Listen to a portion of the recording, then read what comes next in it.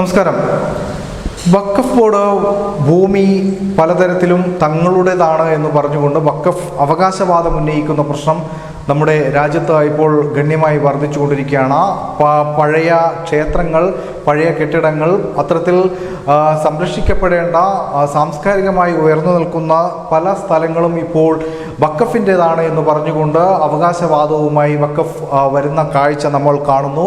കർഷകരുടെ ഏക്കർ കണക്കിന് ഭൂമി കർണാടകയിലടക്കം അവരുടേതാണ് എന്ന് പറഞ്ഞുകൊണ്ട് വന്നതും അതിൽ വലിയ രീതിയിലുള്ള പ്രതിഷേധവും നമ്മൾ കണ്ടു. ഇപ്പോൾ മുനമ്പത്തെയും ചാവക്കാട്ടെയും തളിപ്പറമ്പിലെയും മാനന്തവാടിയിലെയും അടക്കം കേരളത്തിലെ വിഷയങ്ങളും അത്രത്തോളം വളരെ രൂക്ഷമായി തന്നെ നിലനിൽക്കുകയാണ്.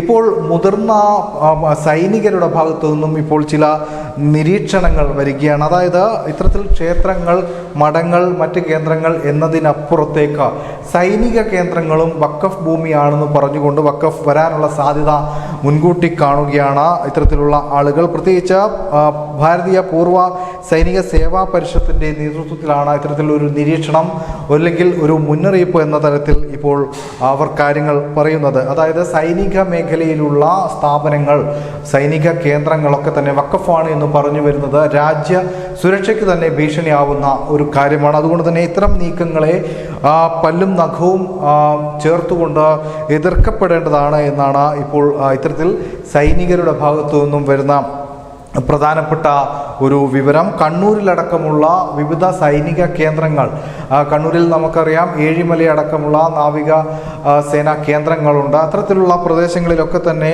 ഇനി വഖഫ് അവകാശവാദം ഉന്നയിച്ച് വരാനുള്ള സാധ്യത ഇത്തരത്തിൽ സൈനികർ മുൻകൂട്ടി കാണുന്നുണ്ട്. കേരളത്തിലെ പ്രധാനപ്പെട്ട സൈനിക കേന്ദ്രങ്ങളിലൊക്കെ തന്നെ ഇത്തരം ഭീഷണികൾ നിലനിൽക്കുന്നു എന്നാണ് ഒരു മുന്നറിയിപ്പെന്നോണം പൂർവ്വ സൈനിക പരിഷത്ത്, പൂർവ്വ സൈനികർ നൽകുന്ന മുന്നറിയിപ്പ്. News desk, news India Malayalam.